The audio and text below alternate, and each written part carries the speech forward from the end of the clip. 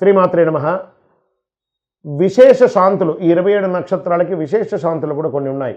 ఈ నక్షత్రంలో కాక ప్రేగు మెడలో వేసుకుని పుట్టిన, కాళ్ళు మొదట బయటపెట్టి జననం జరిగిన, దుష్ట తిథి దోషం వర్జ్యము దుర్ముహూర్త కాలంలో జన్మించిన, రావుకాల యమగండ ముహూర్తంలో జన్మించిన, గ్రహణాల సమయంలో జన్మించిన వారికి విశేషమైనటువంటి శాంతి ఉంటుంది. జన్మపత్రిక ఇవన్నీ అవుతుంది. ఈ 27 నక్షత్రాల్లో జన్మించిన వారికి జన్మపత్రిక ఎప్పుడు రాయాలి, దానివల్ల ఉపయోగం ఏంటి, అవి కూడా తెలుసుకుంటాం. జన్మపత్రిక ఎప్పుడు రాసుకోవాలంటే శిశువు జన్మించిన తర్వాత, పురుడు అయిన తర్వాత జన్మపత్రిక రాసుకోవాలి.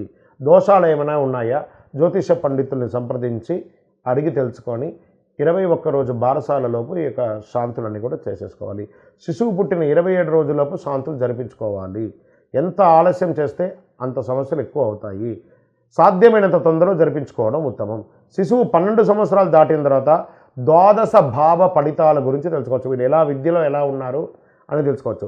శిశువుకు 16 సంవత్సరాలు వచ్చిన తర్వాత సంపూర్ణ జాతక విషయాలను తెలుసుకోవచ్చు. అనుభవజ్ఞులైనటువంటి జ్యోతిష పండితులను సంప్రదించని మీ పరిసర ప్రాంతాల్లో జాతక చక్రం వేయించుకోండి.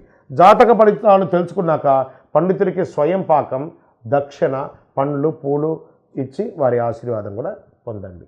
విజయోస్తు.